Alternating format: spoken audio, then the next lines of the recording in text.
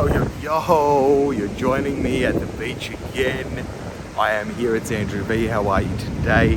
Today we're talking diet and designing your diet to suit your lifestyle. How do you design your diet? What is diet? Like, what is diet? It seems like, oh, I'm gonna go on this diet.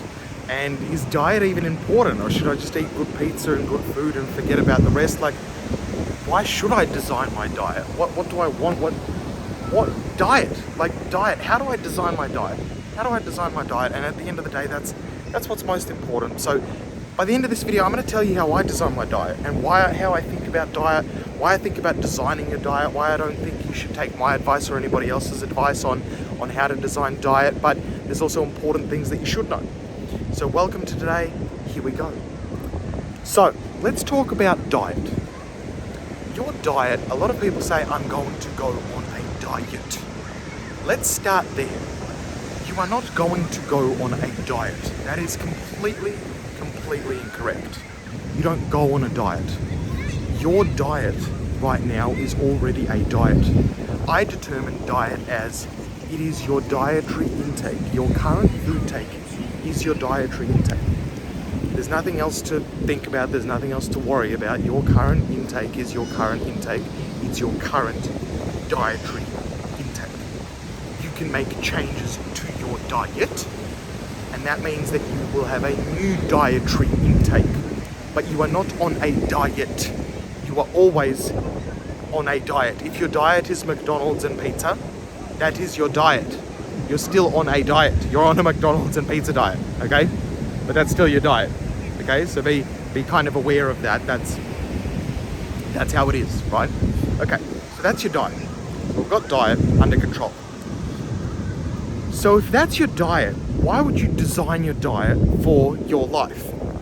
Well, your diet is your fuel, right? So imagine this. Imagine you have a Ferrari and you're looking in the store and it says we've got 6 different oils that you can use for your Ferrari, right? One costs $20, one costs $50, one costs $100, right? And you're there and each oil has different properties. This one will make your car go faster, this makes your car run on synthetics, this car runs this. Each one of them is responsible for your engine and does different things to your engine. So you make a choice on that oil and decide how you want your engine to run. So if you're choosing pizza and you're choosing, the discount lollies in the store, you're buying the discounted oil, that's the shit oil, that's gonna make your Ferrari run like shit. And that's the reality of it, right? So if we're talking about good and bad foods, there is foods that are shit, more processed foods, shit foods, sugar, shit, inflammation with different oils or high calorie, really high calorie, dense meals, which load your body or your system up in any one meal with a lot of calories all at one point. Not great for energy, not great for vitality. It's going to cause your body to go, oh, we need a lot of energy to process this, so we're not going to give you a lot of energy to your brain or anywhere else, right? So why do you design diet? I'm rambling here a little bit. So your diet for performance. For example, today I had a banana with my coffee before my gym workout, right? I wanted to see what it would be like to have a bit of sugar carbohydrates from a banana and see how that was going to make me feel for my gym workout. So what I found I had more energy in the gym, 100% more strength in the gym. However, was my energy as high? Like, was my vitality as high? Was there a shift in how my body felt because there was this blood sugar spike? It wasn't huge because a fruit blood sugar spike isn't bad for you. It just is what it is. But it was different compared to if I just had a protein meal with low GI carbohydrates or no carbohydrates for before the gym with a coffee. So what I have to do is I now have to examine both choices for myself. I have to go, okay, well, here's one where I just had protein and a banana. Well, here's the other one where I had a bit of protein and fat. How did I like both feelings? Did I like my gym workout when it was with a banana? Or did I like my gym workout when it was without a banana? Now this is on a small scale I'm talking about, but this is exactly how I do it. I look at every minute piece of detail. So let's say I start my water with a liter of water. How did that make me feel? Well, okay, that was pretty good. And I have read that it's good to hydrate your body. I mean, I do know we lose about half a liter to a liter of water throughout the night. So it is actually really good to rehydrate yourself. But instead of me telling you the answers are only going to give you so much. You're going to go, some guy, Andrew, told me the answers.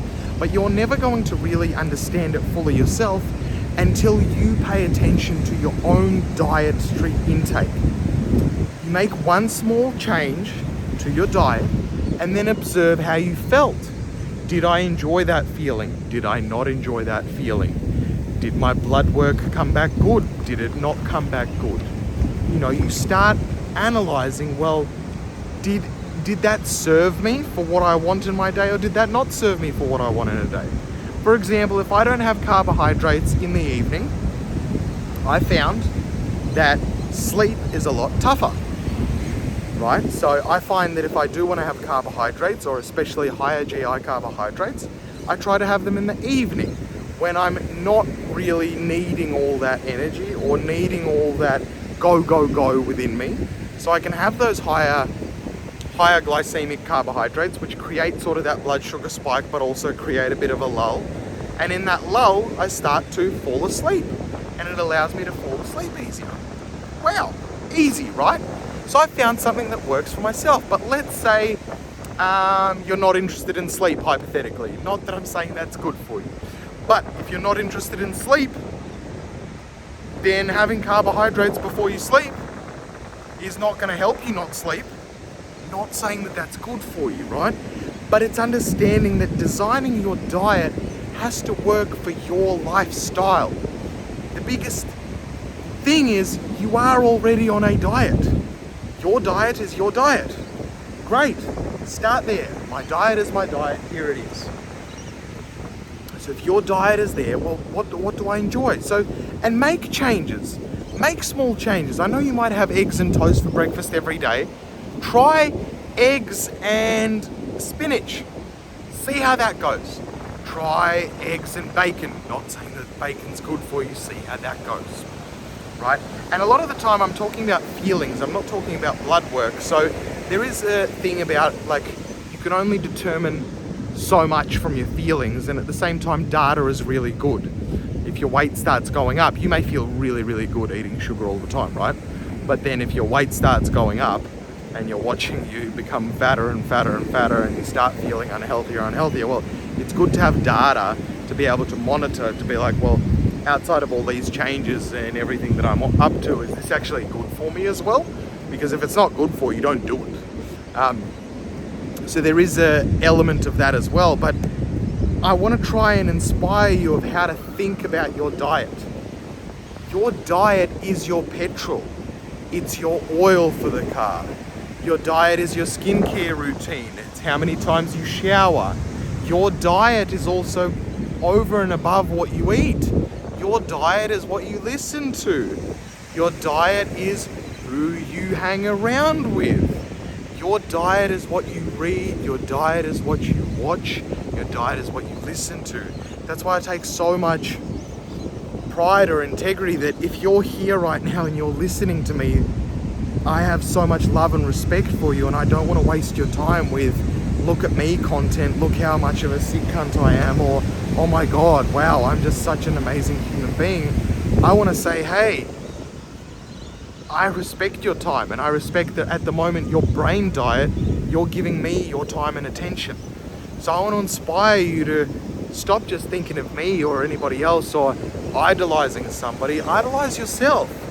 You're worth having a really good diet for yourself, for your mind, for everything.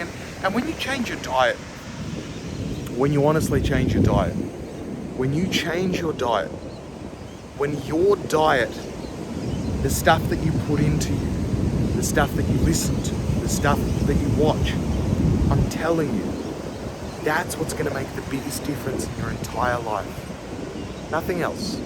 Not the secret hack, not the next app, not the new product, not anything else. The biggest difference that you will ever have in your life is your diet, your actual diet, what you fuel your body with. Can you imagine taking a Ferrari and putting in the wrong fuel in it, day in, day out?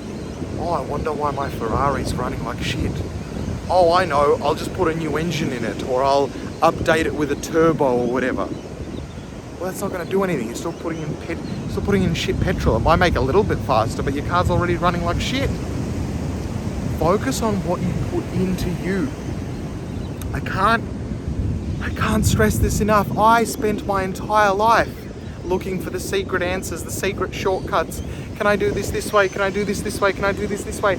And I still gear towards that. I'm just human. I'm just like you. I still gear towards, well, is there an easier way? Is there a faster way? Is there a... No. Just accept that this is how it is. Take your time with it and analyze. Make small changes, analyze. Make small changes, analyze. Make small changes, analyze. If you just get 1% better every day, you're literally going to be 352% better in a year. You know, that's 3 times the person that you are right now. Times that by 3 years, you're going to be 9 to 10 times that person, because that compounds mathematically. Because you'll be 1% better than you were yesterday of already a 3 times better person. It will be immeasurable. I can't overstate this enough. So what do I do, Andrew? What do I do? What do I do? Your diet is everything. It's what you eat. It's what you listen to. It's what you watch. Analyze your diet for what it is, and then begin to make small changes. Now, for the majority of the world, we need to lose a lot of weight. We're obese as a society. If you want to lose weight, I have a best-selling book. It's The Psychology of Weight Loss. It'll change your life. If you haven't got it already, I don't know what you're doing. It's not like it's expensive. It's not like it's a money issue. It's an issue that you're not ready to take on your life. So I want to inspire you to go, hey, it's time. It's time. You can take on your life. The Psychology of Weight Loss will teach you how to make long-term habit changes. It'll teach you how your mind works, why motivation fizzles, why it increases, and it'll allow you to actually trick your own mind or determine how your own motivation works. So it'll allow you to keep going even when times get tough without needing to use Jedi mind tricks, because you'll understand your mind enough. My job here is to make sure that you have a better understanding of how your mind works, how your perceptions work. And once you understand yourself better, you can then have better choices and you can have a better life. You can have a life that you dreamed of. But you have to understand yourself first, and you have to do the work. I can't do the work for you. I wish I could. I can't do it for you, but I'm here. Guys, in the comments, if you have questions, if you have thoughts, please, if you're here, you're one of the special people that is willing to take the time to listen to stuff, to grow, to become a better human. You're here right at the start of this journey. I'm here to raise the vibration of the entire planet. If you're here with me in the start, I really respect and really honor you for the human being you are, and I don't take your time for granted. So thank you for being here. It's Andrew V. Much love. Truth does hurt, but here I am giving it to you anyway. Much love.